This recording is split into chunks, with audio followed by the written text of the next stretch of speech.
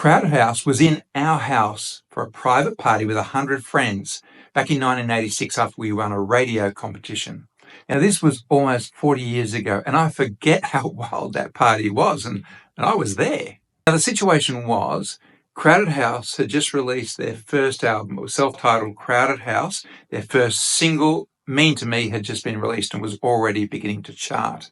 And at the time, we felt really, really comfortable with Crowded House. Neil Finn, their lead singer, was also a lead singer and songwriter from Split Enz, a band that we'd grown up with in the late 70s. And in fact, I remember just awesome hits like I See Red, indie rock, probably about 1980, 1979. On top of that, Paul Hester was the last drummer for Split Enz. And even Nick Seymour on bass was the brother of the frontman from a classic Australian rock band at the time called Hunters and Collectors, Mark Seymour. Before they launched their record, they played around the circuit called the Malanes. I didn't see any of those gigs. But to launch them mainstream into the market, the leading radio station at the time, 2MMM, Triple Hill Music in Sydney, it was the leading #1 radio station, and they had this awesome competition. So the competition was Crowded House, in your house, on the house, from the House of M's. Great name. And how did you win the competition? You had to record a 60-second commercial advertising your house. I need to let you know that the house was not my house. It was Peter Clare's, a mate of mine at the time. We'd gone to school and we were going to university together. He came up with a cracking idea. I helped make it happen and we won. G'day and welcome to Indie Over 50. My name is John Huggart and this is a channel dedicated to those of us over the age of 50 releasing new original music on Spotify and YouTube. But today it's a ripping yarn, and today it's my ripping yarn, but it was actually inspired by one of our Indie Over 50 subscribers, Colette McClafferty. And in fact, I'll have her details and links below in the description so you can check out her videos. And she submitted a song for our playlist called Mind Game 3 Minute 33. And we put it on the list, but then I checked out her channel and I saw this amazing video that kind of like piqued my interest. And it was saying, that time I jammed with Jeff Buckley. Now I thought, wow, that sounds pretty interesting. So I went and checked it out, and it's true. It was again, I'll have the links below. And I can't take away from her story, but it is true.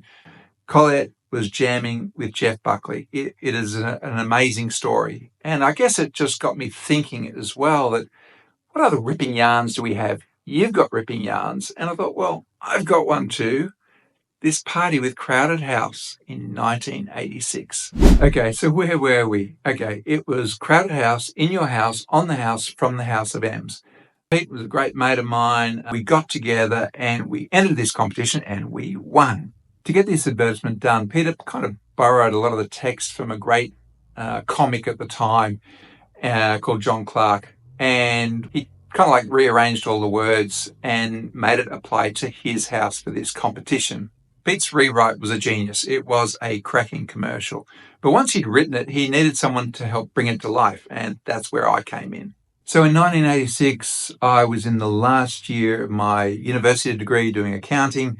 I had plenty of free time. I was pursuing my passion in music. I was playing in bands. I was also pursuing a passion in community radio. So I was on 2 radio stations in Sydney, 2RES, 89.7. I ran a show called The Eastern Beat on a Wednesday evening, I think, and also on 2RPH, where I was a newsreader. So I could help Pete because I had a bit of a radio voice and I also knew a little bit about music production. So I chose the backing track for the advertisement. It was the Mick Jagger and David Bowie hit from, I think, 1985 with Live Aid. They put out the single Dancing in the Street, the cover song. But the instrumental on the reverse side of the single was a great bed. It had this awesome intro. I'll see if I can play a little bit of it now.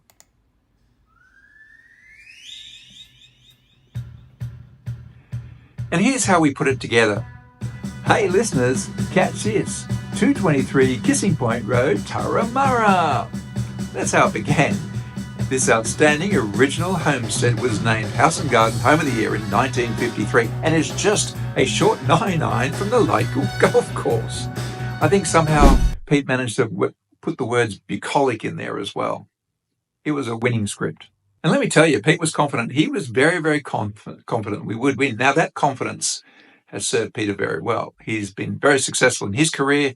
He's been on to be the 2IC running Australia's major bank, very successful corporate career. And he was also very confident with his driving, too confident. Like today, even, he's still racing these cars. I don't think they're F1. I think they might be F2 or F3. I don't know if they're welterweight or heavyweights, but he's doing that. And I remember when he brought me home from university and he'd be driving his Austin Sprite and he would just be driving it so fast and I'd be sinking down as far and close as I could get to the floor, thinking that the pressure I was putting on my feet on these floorboards would somehow transfer to the brakes. It didn't happen. It was just scary, but it was fun. Anyway, the commercial won. And it was a good ad. It was a cracking ad. And so Triple M played it again and again and again. And of course, every time it said, "Hey, listeners, catch this 223 Kissing Point Road, Turramurra." And for some reason, we also knew the date. I can't remember what the date was. I think it was around winter in 1986, around the middle of the year in Australia. So Peter was smart enough to work out after a while that the 2 security guards that Triple M promised was probably not going to be enough. He ended up hiring another 6 security guards, and we needed them. These ended up being bikies, and they were very, very powerful and effective individuals to help keep the party contained. And we did need them. I remember turning up that night. I was walking up the driveway with my girlfriend at the time, and there was a guy next to us just walking up with a slab of beer under his arm. And I'm thinking, "Oh, who do you know at the party?" And he said, "I don't know anyone here." And anyway, so he was turned away at the door, but that was happening all night. People were coming. I remember the bikers had to throw people out over the fence. And then, of course, they play. And from that moment on, we are Crowded House fans for life. They are so good. They kicked us off with their single that was charting at the time, Mean to Me. But there were so many great songs on that first album. The World Where You Live, Now We're Getting Somewhere, Something So Strong. And their international smash hit, Don't Dream It's Over. Now, it peaked at number 2 in the US Billboard charts in 1987. And some people say to this day it's the best song never to have gone number 1. Now, they're supposed to play 1 set. They end up playing 3. Quite frankly, they're having a lot of fun. We're having a lot of fun. It is a great party. And of course, me as a muso, I'm just kind of like in awe of their skills. I mean, Neil, his voice is on point, and his guitar playing, because remember, it's just a threesome. So they've got, he's doing all the guitar, lead and rhythm. And it was just amazing to see his skills up front and personal and close. Look, my first instrument is actually drums, and so I was so impressed with how Paul Hester was playing. If you remember, he often played with just, 1 snare. He had a tom drum on this night, and he had, I think, 1 or 2 cymbals. But his skills and the variety he could achieve just with that, and of course, he had part of that beautiful harmonies together with Nick and Neil. So of course, I get to meet them. And I bought the album and they sign it. They bought a silver pen, and you can see where Paul Hester has done this amazing Crowded House cartoon logo. And also he's got this prophetic halo over his head. For some of you who watch this channel from time to time, you'll know that it's proudly sitting up there on my wall. So I'll do a close up and show you the actual album as it is today. We also have the photo of Paul Hester signing the snare drum that he'd been provided by Turramurra Music for the performance. Again, we don't know where that ended up as of today. I was actually going to interview them for my community radio station, but of course there was an issue with the recording equipment or the gear. Back in those days, it was all pretty dodgy stuff, and I wasn't a professional. I didn't have all the professional kit. And of course, these days, it's so easy with a phone. You can interview anyone, anywhere. So before I shared this story, I caught up with Pete just to rekindle some of the memories, and he was able to fill in a lot of the blanks for me. I'd just forgotten. It was things like the lead DJ from 2MMM back in the day was Stuart Cranny. Now, those of you who remember 2MMM and Stuart Cranny, I'm sad to say that he passed away 5 years ago, age 65. But at the time, he was the leading identity, and there he was, driving up to Pete's place, parking on the lawn in his Rolls Royce. And was there cocaine consumed from the top of the rear view mirrors? I don't know about that. And during one of the breaks, one of the set breaks, Pete was back in the room with the Crowded House team, and they were just listening to some music, and just one of the records of Peter's collection dropped out. It happened to be Maori traditional songs. And, of course, that just prompted the Crowded House guys, so they just got into it. They started singing traditional Maori tunes. And, of course, this is a pretty surreal moment for Pete in his house, in his bedroom, smoking joints with Crowded House singing Maori traditional tunes. And finally, we're down to the third set, and they announced that their next song was going to be the last. Now, by this time, they'd clearly covered all the songs we knew and probably all the songs they had at the time.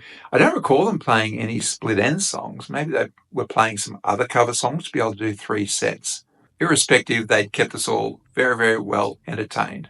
So I suggested to Neil, how about you finish the set with Mean to Me, the first song you kicked us off with, and the single at the time. And he said, yep. So that's what they did. They finished the set with Mean to Me. It was a rousing and an awesome finale to this wild, amazing party of Crowded House in our house, on the house, from the House of Hems.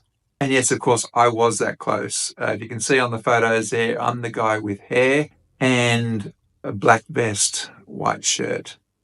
So yeah, very upfront, real pinch me moments to be that close and to have enjoyed that amazing experience. So the bookend of this story. It's almost 40 years later is the next time I saw Crowded House. That was late last year in summer on the steps of the Opera House in Sydney. Pretty magic moment again. This time I went with my best mate Gary, and we enjoyed the set immensely. Of course, now with just Nick from the original band, supported by Elroy and Finn, the sons of Neil Finn. So a real family affair there as well. This time, Neil and I didn't discuss what song they would finish up with. Having said that, I was very happy with his choice, Better Be Home Soon.